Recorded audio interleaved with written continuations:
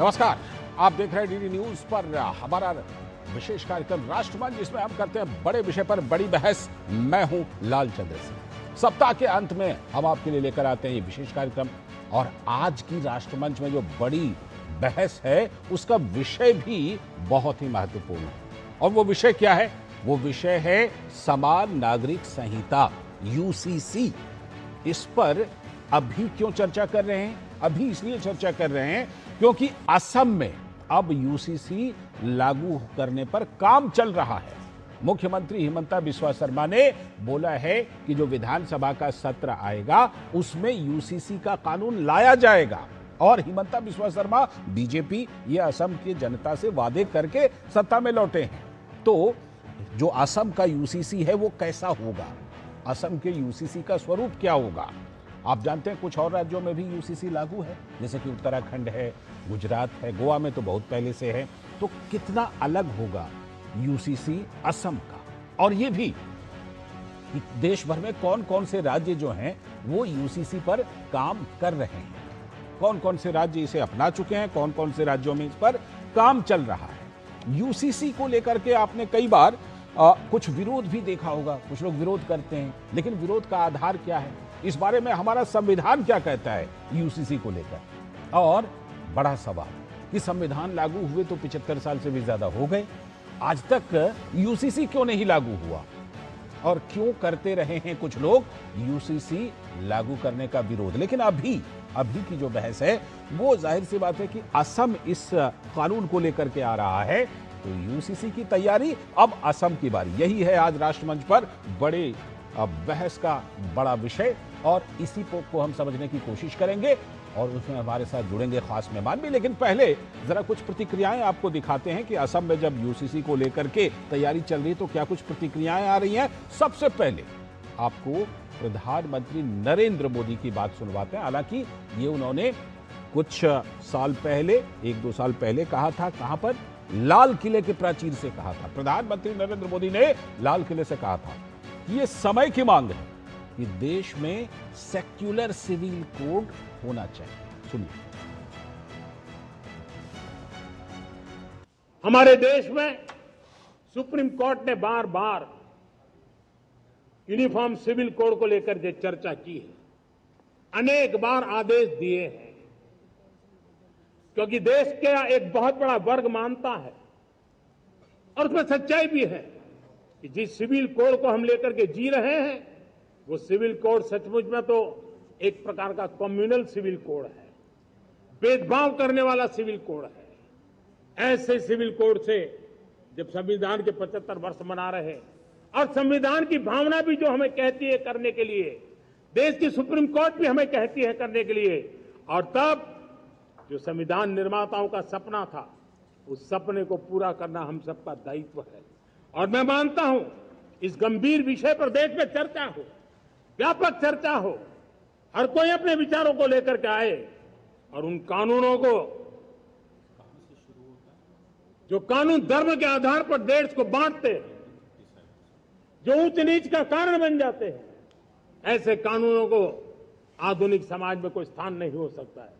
और इसलिए मैं तो कहूंगा अब समय की मांग है कि देश में एक सेकुलर सिविल कोड हो। तो आपने प्रधानमंत्री की बात सुनी, अब आपको केंद्रीय गृह मंत्री अमित शाह की बात सुनवाते हैं। अभी 5 राज्यों में चुनाव चल रहे थे, तो उस दौरान उन्होंने कई बार ये बात कही। उन्होंने कहा इस देश में धर्म के आधार पर कानून नहीं होना चाहिए, या फिर सभी धर्मों के लिए एक समान ही कानून होना चाहिए। ये गृह मंत्री अमित शाह भी कह चुके। इस देश में कानून धर्म के आधार पर होना चाहिए, या सभी धर्म के लोगों को लिए समान कानून होना चाहिए। यूसीसी भारतीय जनता पार्टी का एजेंडा नहीं है, देश के संविधान का एजेंडा है। संविधान का एजेंडा है यूसीसी, और इसीलिए अब असम भी इस दिशा में आगे बढ़ रहा है। असम के मुख्यमंत्री हिमंता बिस्वा शर्मा ने कहा है कि हमने लोगों से जो वादा किया था अब उसे पूरा किया है और पूरा करने जा रहे हैं। हमारे भारतीय जनता पार्टी का जो इलेक्शन मैनिफेस्टो थे, इसमें हमारे कमिटमेंट था कि हम असम में यूसीसी को लागू करेगा। तो पहला कैबिनेट ने ही सरकार ने निर्णय लिया कि हम अगले 25 मई जब हमारा विधानसभा का सत्र शुरू होगा 25 में हम लोग यूसीसी सदन का सामने लाने का काम करूंगा। एक हिसाब से बीजेपी का इलेक्शन मैनिफेस्टो का एक बड़ा प्रॉमिस हमने आज पूरा करने का काम किया। अच्छा, हमने आपको शुरू में ही बताया कि कुछ राज्यों में यूसीसी लागू है और कुछ राज्यों में काम भी चल रहा है। मध्य प्रदेश भी उन्हीं राज्यों में से है जहां पर इस पर यूसीसी पर काम चल रहा है। तो मध्य प्रदेश के मुख्यमंत्री मोहन यादव ने कहा कि हमारी टीम गठित हो चुकी है और इस बिल पर काम चल रहा है। हमने अपनी कमेटी बना दी है, कमेटी की मीटिंग भी हो गई है। धीरे धीरे हमने चरणबद्ध रूप से कार्यक्रम भी बनाए। अब हम अपने संभाग और जिलों में इसके दल बनाकर पहुंचाने वाले हैं, ताकि जो इन योजनाओं के माध्यम से, खासकर कॉमन सिविल कोड के माध्यम से हमारे समाज के अंदर सभी के सुझाव भी आ जाए और उस पर हम अपनी कमेटी आगे काम करेंगे। तो कई राज्यों में काम चल रहा है, लेकिन अभी बात असम में सबसे ज्यादा इसकी चर्चा है। असम में कांग्रेस के जो नेता हैं गौरव गोगोई, उन्होंने इस पर कहा कि ये कानून क्या समान सुरक्षा देता है क्या? तो जवाब बीजेपी के नेता, पहले कांग्रेस में ही थे कुछ ही दिनों पहले तक, तो भूपेन कुमार बोरा ने कहा कि ये एक बहुत ही साहसिक फैसला है और एपीसीसी अध्यक्ष द्वारा की गई हाल की इस बारे में टिप्पणियां असम के लोगों की भावनाओं की पूरी तरह से खिलाफ हैं। सुनिए। यूसीसी में यू मतलब यूनिफॉर्म, मतलब समान, लेकिन क्या भाजपा समानता में विश्वास करती है? जहां जहां भाजपा शासित प्रदेश है, क्या नागरिकों को समान सुरक्षा मिलती है या बंटवारे के नजरिए से, विभाजन के नजरिए से भाजपा अपनी राजनीति करती है? Regarding UCC was a very bold decision for the future of Assam. And the recent remarks by APCC President Shri Gaurav Gogoi regarding UCC is totally against the sentiments of the people of Assam, is totally against the indigenous communities. वहीं कांग्रेस के नेता जाकिर हुसैन ने कहा कि UCC से असम को कोई फायदा नहीं होने वाला है। तो बीजेपी के नेता चरण बोरा ने कहा कि कांग्रेस के लोग दरअसल इस बारे में भ्रम फैलाने का काम कर रहे हैं। क्या जरूरत है यूसीसी हमें देके? क्या फायदा मिलेगा असम का लोगों को? कोई फायदा नहीं है। बीजेपी का पॉलिटिकल एजेंडा है, इसमें असम का लोगों का कोई लाभ नहीं है, तो हम लोग इसको विरोध करता हूं। कल हमारा कैबिनेट में उसको हम डिसीजन ले लिया। हमारा जो आने वाला जो विधानसभा है, वोट टेकिंग का जो विधानसभा, तो 26 तारीख में इस बिल को ले किया जाएगा। इसके बाद नेक्स्ट जो बजट सेशन होगा, यहाँ इसके ऊपर डिस्कशन होगा।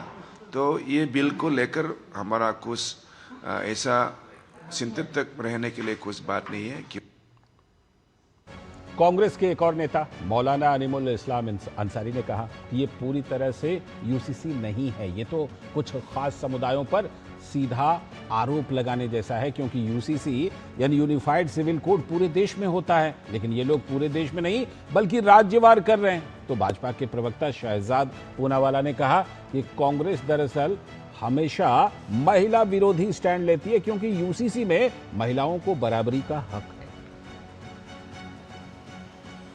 It is not a UCC. It is totally blaming against the particular some communities, because UCC Unified Civil Code, it is all over the country, but they are not all over the country. State-wise they are doing, and this UCC, the peoples, those who are the SC and SC are excluded. It is not the UCC. It is a directly blow to the Shariat Act, and it is the blow against the Muslims. Assam सरकार ने एक बहुत बड़ा निर्णय लिया है। UCC bill वो assembly में लाने वाले हैं। ये महिला सशक्तिकरण के लिए, जेंडर एम्पावरमेंट, जेंडर इक्वालिटी के लिए बहुत बड़ा कदम है। परंतु यूसीसी के नाम पे कांग्रेस बीबीसी भड़काओ भाईजान कमेटी बन चुकी है। कांग्रेस इसका विरोध कर रही है। शाह बानू का वर्डिक्ट हो, शायरा बानू का 3 तलाक का वर्डिक्ट हो, विमेन रिजर्वेशन हो या यूसीसी हो, कांग्रेस हमेशा विमेन विरोधी स्टैंड लेती है, वोट बैंक को विमेन के ऊपर रखती है। और इसीलिए आज जब असम में इतना बड़ा कदम लिया गया, जो कांग्रेस ने एक समय पे संविधान में डाला, जो कांग्रेस ने एक समय पे गोवा में इंप्लीमेंट किया, आज वो उसका विरोध कर रही है। और असम में एक क्षेत्रीय पार्टी AIUDF भी है, बदरुद्दीन अजमल वाली। उस पार्टी के नेता रफीकुल इस्लाम ने कहा कि हिंदू मुस्लिम करने के लिए ये यूसीसी लाया जा रहा है। तो बीजेपी नेता RP सिंह ने कहा कि ये यूसीसी लाने का फैसला तो स्वागत योग्य है। हिंदू मुसलमान करने के लिए यूसीसी लाने जा रहा है फर्स्ट असेंबली में, ये दुर्भाग्य की बात है। और इनका जो यूसीसी है ही नहीं, इसका हाथ पैर कटा हुआ एक यूसीसी ला रहा है। यूनिफॉर्म सिविल कोड का मतलब ये होता है कि हर किसी के लिए समान कानून हो, लेकिन इनका जो यूसीसी है इसमें 2-4 चीजें जिसको ला रहा है, 1-2 चीज में डायरेक्ट मुसलमान लोगों को उनके मजहबी रिलीजन कस्टम्स ट्रेडिशन पे हमला करना, ये है बीजेपी का मकसद। स्वागत योग है। गुजरात के बाद, उत्तराखंड के बाद हमारी ये तीसरी सरकार है जो यूसीसी बिल इंट्रोड्यूस कर रही है। ये महिलाओं के लिए एक अच्छी खबर है। महिलाओं को बराबर अधिकार मिलेंगे इसके चलते हुए, और समाज में एक समानता का आभास आएगा। इस्लामिक स्कॉलर रेहान अख्तर ने कहा कि यूसीसी बिल को दरअसल पुनर्विचार करने की आवश्यकता है। लेकिन मध्य प्रदेश के वर्तमान कैबिनेट मंत्री विश्वास कैलाश सारंग ने कहा कि एक देश में तो एक जैसा ही कानून होना चाहिए। कैबिनेट को चाहिए कि शिक्षा की चीजों को और आगे बढ़ाए। इस तरह के जो भी बिल्स होंगे, जो ड्राफ्ट होंगे, चूंकि ये धार्मिक परंपराओं से, ट्रेडिशन से, फाउंडेशन से रिलेटेड है, लिहाजा इसको दोबारा पुनर्विचार करके शिक्षा के जरिए से इसको लाना चाहिए। मैं समझता हूं कि ताकि किसी भी तरीके का कोई भ्रम और भय पैदा ना हो। देखिए, हम पहले से कहते आए हैं, एक देश में एक रूपता होनी चाहिए, एक देश में एक जैसा कानून होना चाहिए। धर्म आधारित विभेद करना, वर्ग आधारित विभेद करना, ये किसी भी देश के लिए बहुत अच्छा नहीं है। और यूसीसी आज की और भविष्य की मांग है। ये सारी प्रतिक्रियाएं आपने सुन ली। एक बात तो आपको समझ में आ गई होगी कि इस देश में कुछ लोग यूसीसी का विरोध करते रहे हैं, आज भी कर रहे हैं, और इसीलिए इतने दिनों तक यूसीसी लागू हो भी नहीं पाया। लेकिन एक एक करके राज्य जो हैं इसे कर रहे हैं। और एक बात यहां आपको बता दें, बीजेपी ने कहा है कि उसके द्वारा जितने शासित राज्य हैं उसमें यूसीसी लागू होंगे। देर सवेर काम चल रहा है। बहरहाल, असम को लेकर के जो यूसीसी को लेकर चर्चा है, और फिर ये यूसीसी का जो पूरा सवाल है, आज उसी पर राष्ट्रमंच पर बड़े विषय पर बड़ी बहस है। कुछ सवाल हम राष्ट्रमंच पर जो पूछ रहे हैं वो आपको सबसे पहले बता देते हैं। सबसे पहला सवाल कि असम में यूसीसी लागू होने के बाद क्या क्या वहां पर बदलाव होंगे, क्योंकि मुख्यमंत्री ने कहा है कि इसमें थोड़ा सा इसको हम कस्टमाइज भी करेंगे। ये देखना होगा कि असम के हिसाब से क्या क्या होगा। दूसरा सवाल, देश भर में कौन कौन से राज्य अपना चुके हैं और अपना रहे हैं, यूसीसी ऐलान कर चुके हैं, कहीं पर काम भी चल रहा है, तो उन राज्यों की भी लिस्ट आपको दिखाएंगे। तीसरा सवाल कि यूसीसी को लेकर हमारा संविधान क्या कहता है, क्योंकि यही सबसे बड़ी बात है, यही मूल है कि संविधान क्या कहता है इस बारे में। और संविधान लागू होने के बाद भी ये चौथा सवाल है कि आज तक ये यूसीसी लागू हुआ क्यों नहीं। 75 साल से ज्यादा तो हो गए संविधान लागू हुए।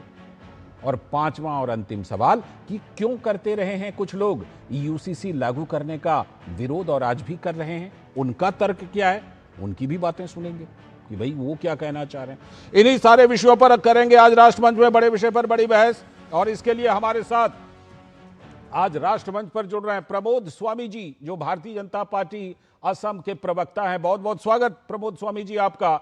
हमारे साथ एडवोकेट निखिल जैन जी हैं, राजनीतिक विश्लेषक हैं, कांग्रेस के समर्थन में मजबूती से बातें रखते हैं। निखिल जी स्वागत बहुत बहुत आपका भी। मौलाना साजिद रशीदी साहब, इस्लामिक स्कॉलर, हमारे साथ जुड़ चुके हैं। मौलाना साहब बहुत बहुत स्वागत, खैर मकदम आपका भी। और अपना नजरिया रखेंगे कि यूसीसी को लेकर के आखिर क्यों कुछ लोग विरोध करते रहे हैं। विजय शंकर तिवारी जी हैं, भारतीय जनता माफ कीजिएगा VHP विश्व हिंदू परिषद के प्रवक्ता। बहुत बहुत स्वागत विजय शंकर तिवारी सर आपका भी। DK दुबे जी, जो कि संवैधानिक विशेषज्ञ, हमारे साथ यहीं स्टूडियो में बगल में बैठे हुए हैं, उन्हीं के पास सबसे पहले मैं जाऊंगा भी। ये जो दुबे जी, ये जो यूसीसी का इतिहास शुरू होता है, ये तो आज़ादी से भी पहले से जाकर शुरू होता है और उसके बाद संविधान सभा में इसमें पूरी बहस हुई। बहस में जहां तक हम सब लोग जानते हैं कि ये था कि इसको मौलिक अधिकार में रखें या फिर नीति निर्देशक तत्व में रखें। अंततः नीति निर्देशक तत्व में इसको रखा गया। थोड़ा सा इतिहास हमारे दर्शकों के लिए बताइए, इसकी यात्रा क्या रही, ये क्यों नहीं संविधान लागू होने के 75 साल बाद तक भी लागू क्यों नहीं हुआ? दरअसल 1925 में सक्सेशन एक्ट बना और सक्सेशन एक्ट को कहा गया ये इंडियन सक्सेशन एक्ट है, वो हिंदू और मुसलमान सक्सेशन एक्ट नहीं था और बाकी प्रैक्टिसेस सबकी अपनी कस्टमाइज चल रही। ठीक है। मुसलमानों ने ये कहना शुरू किया कि साहब पूरे देश में जो सक्सेशन हो रहा है वो मुसलमान भी हिंदुओं की तरह कर रहे हैं, इसलिए मेरी आइडेंटिटी क्राइसिस है। उन्होंने सरकार से कहा, सरकार ने उस समय 2 लाइन में मतलब 7 सेक्शंस में शरीयत एक्ट 1937 पास कर दिया, जिसमें कुछ नहीं लिखा था। उसमें लिखा था केवल मुसलमान शरीयत से गवर्न होंगे। अभी सिविल मामलों में, हाँ मतलब नहीं, उसमें लिखा था कि ये शरीयत से गवर्न होंगे, क्रिमिनल लॉ सब पर लागू होते थे पहले से। तो अब जो समस्या आई वो ये आई कि हिंदू और मुसलमानों की आइडेंटिटी अलग अलग कैसे करी जाए। तो 1941 में कमीशन बना। उस कमीशन को बीएन राव कमीशन कहा गया, जिन्होंने पहला संविधान का ड्राफ्ट बनाया था। बीएन राव कमीशन ने 1941 में मैरिज पर काम करना शुरू किया, फिर 44 में बाकी कानूनों पर भी काम करना शुरू किया। रिपोर्ट बन गई, रिपोर्ट पार्लियामेंट में आ गई। पार्लियामेंट में उसमें कॉन्स्टिट्यूएंट असेंबली बैठी हुई थी। कॉन्स्टिट्यूएंट असेंबली में ऑलरेडी एक कमीशन बना हुआ था। एक कमीशन से मतलब कमेटियां छोटी छोटी बनती थी। तो एक बड़ी कमेटी थी जिसको fundamental right and minority committee कहते थे। फिर उसकी एक उप कमेटी थी। उप कमेटी को उस समय मतलब फंडामेंटल राइट्स के लिए कहा गया कि भाई फंडामेंटल राइट के लिए एक उप कमेटी बनाई जाए। वो उप कमेटी में आचार्य कृपलानी की अध्यक्षता में, और खास बात उसमें यह है जो मेन आदमी थे वो के एम मुंशी थे।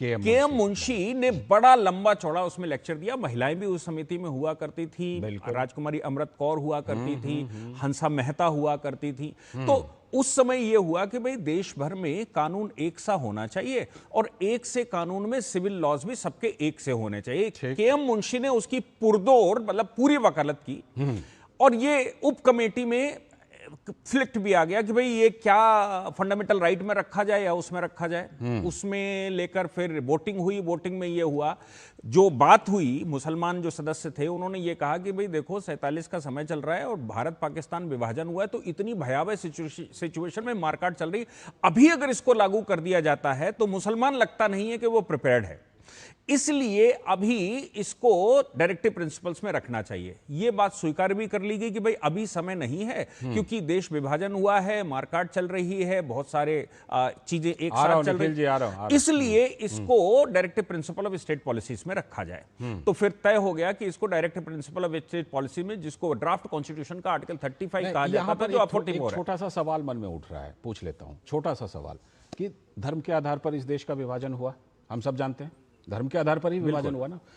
तो जो शरीयत चाहते थे उनको तो देश मिल गया, ये भी हम जानते हैं।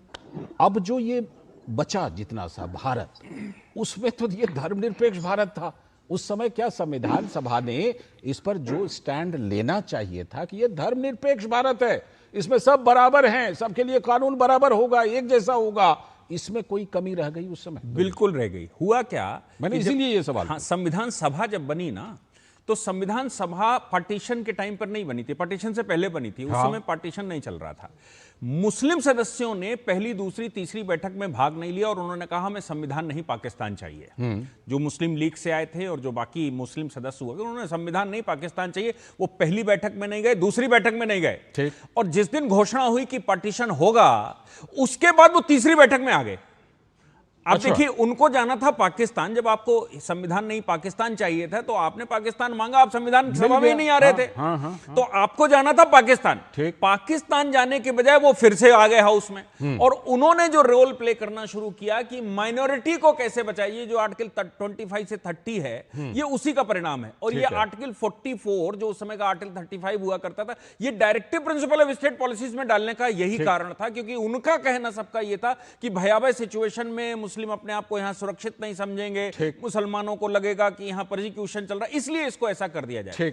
इसके पैरेलल एक चीज सामने आती है, वो ये आती है कि जब BN राव कमीशन की रिपोर्ट आ गई, तो रिपोर्ट जब हाउस में आई तो लगभग सबने विरोध कर दिया और उन्होंने कहा भाई जब कॉमन सिविल कोड, जब हम देश में ये कॉन्स्टिट्यूशन बना रहे हैं और कॉन्स्टिट्यूशन में हम यूनिफॉर्म लाना चाहते हैं तो ये क्या है। मजे की बात यह है कि 1948 की रिपोर्ट 1956 तक लागू नहीं होने दी लोगों ने। अब किन्होंने लागू नहीं होने नहीं, उस समय राजेंद्र प्रसाद ने विरोध कर दिया, बिल्कुल भयंकर। के मुंशी ने विरोध कर दिया, आचार्य कृपलानी। उन्होंने कहा जब कॉन्स्टिट्यूशन बन रहा है और कॉन्स्टिट्यूशन बनने के लिए जब नया संविधान आ ही रहा है तो इसको लागू करने की क्या जरूरत है। ठीक है। और मजे की बात, सबसे जो इंपॉर्टेंट बात थी वो ये थी कि अगर ये लागू हो जाएगा, मतलब यूनिफॉर्म सिविल कोड, तो शरिया खत्म हो जाएगा। शरिया एक्ट 1937 को तिलांजलि देनी पड़ेगी। इसलिए वहां हंगामा होता रहा और उस हंगामे में कहा गया कि नहीं भाई, अभी भविष्य में जब शांति हो जाए देश में तो फिर इसको डाल देते हैं 44 में, वहां कर लीजिए। ये मामला अटका रहा। डॉक्टर अंबेडकर का रोल इसमें महत्वपूर्ण है क्योंकि वो कमेटी जो बनाएगी उसमें डॉक्टर अंबेडकर भी थी। अब लोगों ने ये कहना शुरू किया कि हिंदू कोड बिल तो डॉक्टर अंबेडकर ने ही दिया है। डॉक्टर अंबेडकर ने कहा कि जब तक हम यूनिफॉर्म सिविल कोड नहीं ला पा रहे हैं तो हिंदुओं में रिफॉर्म क्यों रोका जाए। इसलिए हिंदुओं का रिफॉर्म हो जाना चाहिए, बाद में देखेंगे क्योंकि भविष्य में हमें यूनिफॉर्म सिविल कोड लाना है। फिर हिंदू कोड बिल, हाँ, तब हिंदू कोड बिल की उन्होंने वकालत की। बाकी की कहानी मैं आपसे आगे जरूर बढ़ाऊंगा कि उसके बाद क्या क्या हुआ। लेकिन निखिल जैन जी, एक बेसिक सा सवाल, एकदम लेमैन की तरह कोई भी पूछेगा, धर्म के आधार पर देश का विभाजन हुआ, हम धर्मनिरपेक्ष देश बने, धर्मनिरपेक्ष देश में सांप्रदायिक कानून क्यों? धर्मनिरपेक्ष देश में जब हम सभी बराबर हैं तो सभी के लिए एक जैसा कानून क्यों नहीं? ये बेसिक सवाल है। और अगर इसे हम लागू नहीं कर पाए तो इसको क्यों ना कहा जाए कि एक धर्मनिरपेक्ष देश के तौर पर हम आगे नहीं बढ़ पाए? बताइए निखिल जी। लालचंद्र जी, 22 मिनट हो गए हैं डिबेट के, अभी तक केवल और केवल बीजेपी का स्वरूप चला है। यहाँ पर मैं आशा चाहूंगा कि आप डिबेट के 22 मिनट नहीं हुआ है निखिल भाई, डिबेट के 3-4 मिनट हुए हैं, शो के 22 मिनट हो गए। पैकेज 100% एक साइड का था। ठीक, अब बोलिए। पैकेज 100% एक साइड का था। लालचंद्र जी, पहली बात तो मैं आपके दर्शकों को बता दूं, डीके दुबे जी ने आधी जो बातें बोली हैं वो 100% गलत है। अच्छा। आप लोग गूगल करके चेक कर सकते हैं। ये इंडियन सक्सेशन एक्ट की बात बताते हैं और इस तरीके से दिखाते हैं कि जैसे ये हिंदू, मुसलमान, सिख, ईसाई सब पे अप्लाई होता था। लालचंद्र जी, मैं आपको व्हाट्सएप पे एक्ट की ओरिजिनल कॉपी जो भारत सरकार की वेबसाइट पे अपलोडेड है वो भेज चुका हूं। उसमें अगर आप सेक्शन 4 देखेंगे, क्लियरली एक्ट में लिखा है, this part shall not apply if the deceased was a Hindu, Mohammedan, Buddhist, Sikh or Jain. The Indian Succession Act was essentially an act for Christians. Hindu और मुसलमानों के लिए आजादी से पहले भी, आजादी के बाद भी अलग कानून रहे। इन्होंने ये बताया कि जब संविधान सभा बनी, कॉन्स्टिट्यूएंट असेंबली बनी, तो उसमें मुसलमान सदस्य नहीं गए। अब ये बहुत चालाकी से मुसलमान बोल देंगे। मैं थोड़ा सा क्रॉस चेक करता हूं। नहीं, आप ही बोलिए, आप ही बोलिए। डिबेट नहीं कर पाऊंगा। आप निखिल जी, आप ही बोलिए, आप ही बोलिए। मैं कह रहा हूं, आपका क्या ये पॉइंट है कि इंडियन सक्सेशन एक्ट सिर्फ क्रिश्चियन के लिए था, ये कहना चाह रहे हैं क्या? एक्ट में clearly there is an exemption for Hindu, Mohammedan, Buddhist, Sikh and Jain. तो अगर मैं कहूं कि खाली क्रिश्चियन के लिए था, वो गलत होगा क्योंकि उसमें पारसी भी इंक्लूड हो जाएंगे। लेकिन हिंदू, मुसलमान, बुद्धिस्ट, सिख, जैन को आपने एक्सक्लूड कर रखा है एक्ट से। सेक्शन 4 में लिखा हुआ है, आप देख सकते हैं, मैं आपको ऑलरेडी व्हाट्सएप पे वो भेज चुका हूं। कॉन्स्टिट्यूएंट असेंबली के लिए ये कहते हैं कि मुसलमान सदस्यों ने बहिष्कार करा कॉन्स्टिट्यूएंट असेंबली का पहले 2 सत्रों का। ये बड़ी चालाकी से मुसलमान सदस्य बोलते हैं, मुस्लिम लीग नहीं बोलते। मुस्लिम लीग ने बहिष्कार करना और मुसलमान सदस्यों को बहिष्कार करना दो बहुत अलग चीजें हैं, क्योंकि इंडियन नेशनल कांग्रेस में मौलाना अब्दुल आजाद जैसे मुसलमान थे, उन्होंने कोई बहिष्कार नहीं करा था। उन्होंने संविधान के निर्माण में अपना सहयोग करा, एक अच्छा संविधान लिखा गया। अब आपने मेरे से सबसे पहले जो सवाल पूछा कि क्यों अलग अलग कानून है इस देश में जब धर्म के नाम पे पहले ही विभाजन हो चुका है। धर्म के नाम पे और कट्टरपंथ के नाम पे जिन्ना ने, मुस्लिम लीग ने अपना एक अलग देश बना लिया पाकिस्तान। उसके बाद इंदिरा गांधी ने उस पाकिस्तान के भी 2 भाग कर दिए, खैर पाकिस्तान बांग्लादेश बना दिए इंदिरा गांधी ने और भारत की फौज ने मिलकर। लेकिन बात यह है कि इस देश में अलग अलग धर्म के, सभ्यता के, भाषाओं के लोग रहते हैं और ये हमारे संविधान निर्माता जानते थे, इसीलिए उनके लिए अलग अलग कानून हैं। क्योंकि अगर मैं जैन हूं तो मेरे घर की कुछ मान्यताएं अलग हैं, आप हिंदू हैं तो आपके घर की मान्यताएं अलग हैं, मौलवी साहब बैठे हैं वो मुसलमान घर से आते हैं, उनकी मान्यताएं कुछ अलग हैं। मैं एक सिंपल से इसमें अगर आप एग्जांपल दे दूं तो हम सारे जानते हैं कि सिख धर्म की ज्यादातर जो शादियां होती हैं वो 4 फेरे लेकर होती हैं। फेरे शादियां वहां पर भी होती हैं, फेरे लिए जाते हैं।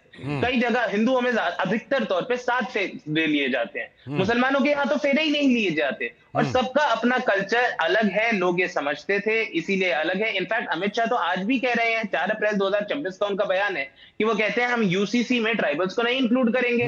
नवंबर 2024 में उनका बयान था कि हम यूसीसी में ट्राइबल्स को नहीं इंक्लूड करेंगे।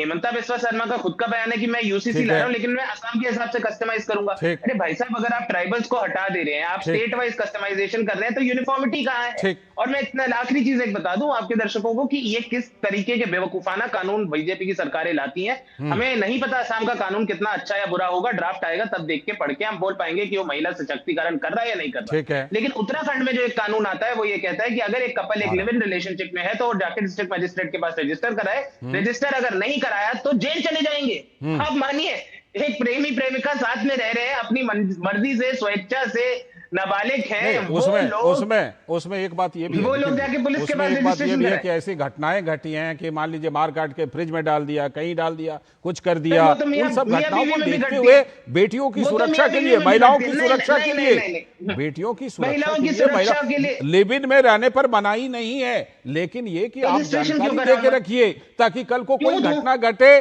तो उसमें कदम उठाया जा सके। ये है चिंता, ये है चिंता। चाहे उत्तराखंड के कानून का मैं बात कर रहा हूं, उत्तराखंड में जो यूसीसी कानून है उसकी बात कर रहा हूं। महिला को अपनी स्वेच्छा से देनी है वो दे, सरकार कानून बना के तो नहीं कह सकती ना। कल को सरकार कहेगी कि एक महिला का कौन सा प्रेमी है वो बताए वो आके।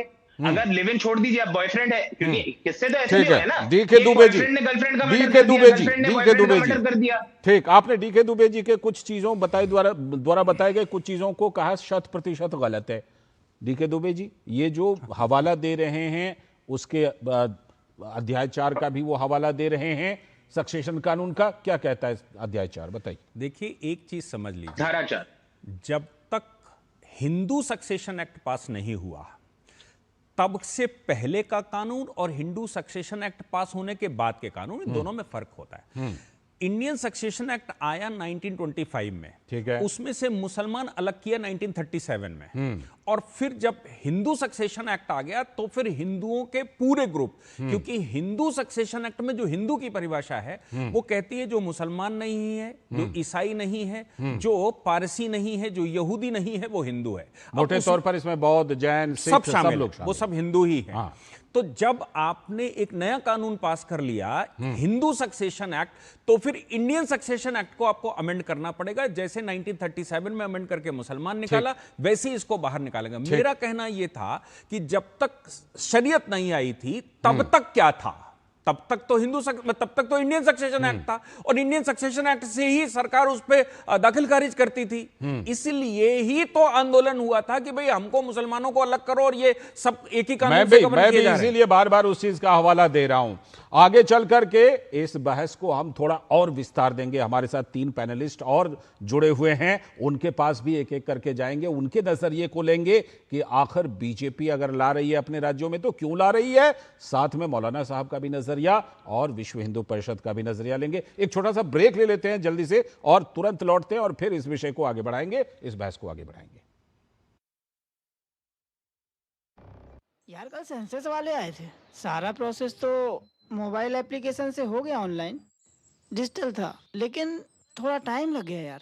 अच्छा, टाइम लग गया? हाँ यार, लगता है मेरी बारी। हाँ हाँ, जा जा देख ले देख ले।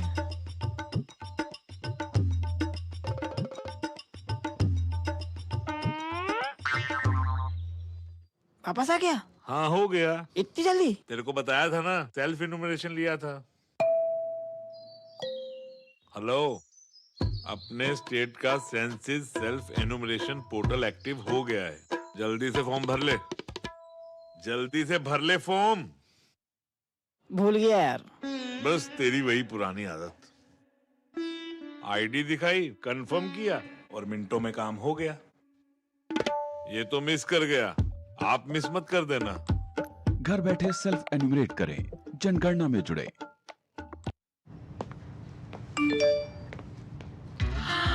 10 लाख की लॉटरी मुझे, वाओ!